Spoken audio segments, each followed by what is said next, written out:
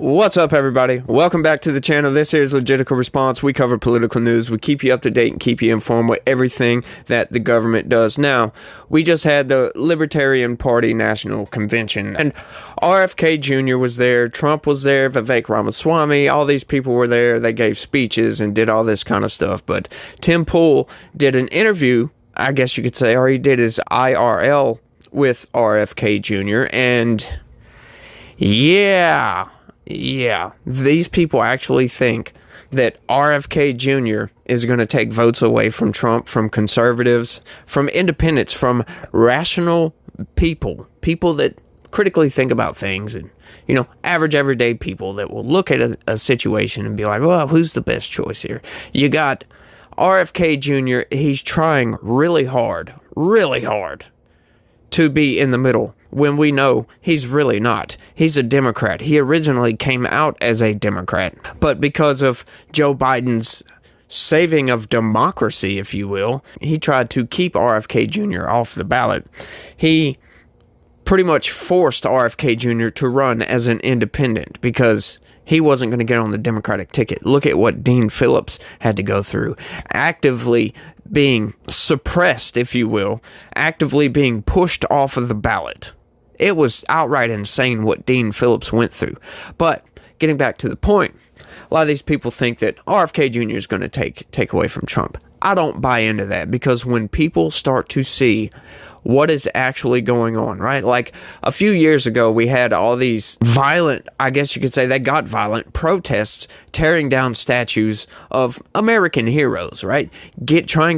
Eventually this woke ideology, they want to get rid of any history that goes against their worldview, in other words. Like any achievements, they just want to erase those achievements. And we all know that when you erase people's past achievements and you try to forget about history, you're doomed to repeat it. This is a fact. This has been repeated, as a matter of fact, time and time again. But getting to the greater point, Tim Pool brought up the fact that RFK Jr. got behind the movement essentially to get rid of Columbus Day and change it to Indigenous Peoples Day. So it was your announcement as running as an independent candidate. You said, it's a hopeful sign now for our country that we celebrate Indigenous Peoples Day. It shows that we're ready as a nation. It shows that our country is now ready to explore and to tell each other the untold histories of those dispossessed people who have previously languished on the margins. Yeah, you have problems with that? With changing the name of our holiday? I didn't say we're changing the name. But so people are welcome to call it Columbus Day, but it's also called Indigenous Peoples Day. It's not. This country's big enough for a lot of different people. Sure, but the idea of Indigenous People Day was literally to take the name Columbus away. Well, that's your idea. It's not mine. Well, the activists literally said they were changing the name of Columbus. But that's not my idea. It may be, or maybe some activists who want to do that. But I feel like that the indigenous people should have a day. If it overlaps, there's many holidays that overlap with each other, and that we shouldn't be taking away from one group to give to another. But I do think we need to make a larger commitment to indigenous people because they have been systematically robbed and cheated, and we need to do what we can as a country to make sure that that there's some kind of amends for that past. I agree that an Indigenous Peoples Day is fine, but it literally did start as a counter to Columbus Day. Well, but that's your beef, Absolutely, it is. Right, yeah, I'm not. But it's not the way that I look at it. So it's funny. He says, "Well, that's not my idea," trying to separate himself from that movement, but yet he's still getting behind that. He's still going along with it. He's still pushing that idea. He's still upholding that thing, like slavery or something. Like that's like getting behind slavery, buying slaves, and then when the people start getting mad about that, oh, you own slaves, what the hell is wrong with you? Was saying, well, that's not my idea. I didn't start the slave trade, for God's sakes. Yeah, but you're upholding it. That's exactly what you're doing. And we can all agree that, sure, Columbus was a dick. However, Columbus, what he did, is one of the greatest achievements of mankind, for God's sakes. And I know that may be hard to believe, but if you think about it, what that did, okay, at that point, humans had been separated for, 10 to 12,000 years? Two whole, totally separate civilizations, if you will. And what Columbus did was reunify humanity, for God's sakes. That's exactly what happened because of what happened post Columbus, with people starting to move over to America. And you could say, sure, that a lot of bloodshed came from that. It didn't have to. That was mostly because territorial issues and clashes of cultures and whatever. And anytime you get clashes of culture, bloodshed's gonna happen, at least in our past. But I think we can move forward from that because I think we have rectified that situation in this country. We have given the indigenous peoples, if you will, we have given them a lot of freedom. They've got their own free land, and sure, some people may argue that's not enough. Well, what are you gonna do in this situation? They actually operate autonomously, for goodness sakes. They don't have to follow the exact same laws as everybody in America, right? They're not under the strictest federal control like everywhere else is, in other words. So they have their own police, they have their own infrastructure and all this other stuff. But just trying to erase Columbus Day, just with upholding Indigenous Peoples Day, you're trying to erase history. Once again, you're trying to erase the achievements of people in our past just because, there was something you didn't like about that. Like, you didn't like the fact that Americans killed a lot of Indians, or that we took over their land, or whatever. You're still trying to erase that history by no longer celebrating Columbus Day, or no longer celebrating Robert E. Lee or any other Confederate general just because, they were on the wrong side of history. Yeah, but you don't need to erase that history. It's like with the CRT thing. They get mad because they're Republicans or whatever are trying to keep CRT out of elementary schools. And you get a wide range of arguments on this. You get arguments from, they're not doing that, all the way up to, you're trying to erase black history. It's like, no, we're not trying to erase black history. We're trying to keep a divisive ideology out of our elementary schools so we don't skew these people in a certain direction, right? My firm belief is that school is for learning of basic knowledge, if you will, like math, how language works, social studies, all this other stuff, right? Like learning how to do math is a very good ability in your day-to-day life. Like, we constantly do math. Some people are a lot better than other people, but we need math. We might not need calculus, for goodness sakes, or algebra, but we do need basic arithmetic.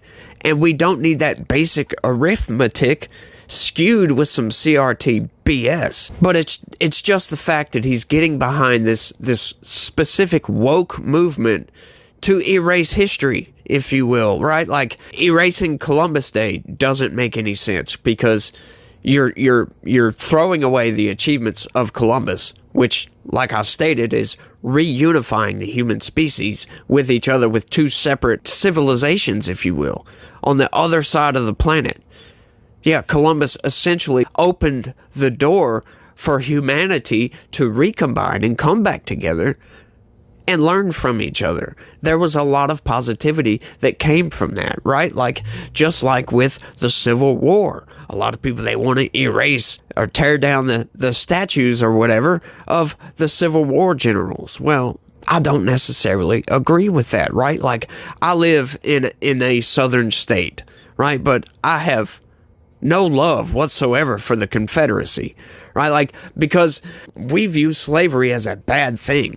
However, slavery, there's more slaves alive today than there have ever been in our entire history. You don't see these people trying to erase everywhere else where they're slaves. You don't see these people griping about that, trying to eliminate slavery around the world, but they're trying to eliminate United States history of actually ending slavery, right? Like, that war was fought mostly because of slavery, there were several other issues, states' rights and all this other BS. But this whole movement goes far beyond just eliminating Confederate generals. They went well past that. I'm not a fan of the Confederacy by any means. But tearing down the statues unilaterally through activist efforts was terrifying. Not only did they tear down the statues through violent force without any kind of democratic process or legislative process, they tore down statues of Hans Christian Heg, who was a Union soldier fighting against slavery, wasn't even an American, didn't own slaves. And they tore down Frederick Douglass, who was a former slave, who's amazing and fought against slavery. When I see things like this, it's particularly worrying to me because erasing our history doesn't do anything but make us repeat it. It dooms us. The tearing down the statue of Frederick Douglass. Well, like what? He was a former slave. He was a black person. Some would say that may have been collateral damage, but I don't believe it. That's the woke ideology stepping in and just destroying everything in its path. That's what this wokeness BS does. They're trying to destroy the differences between men and women, for goodness sakes, when there are specific, very distinct biological differences between men and women. You just cannot erase with some ideology, right? Like just saying that men can be women and women can be men doesn't make it a fact.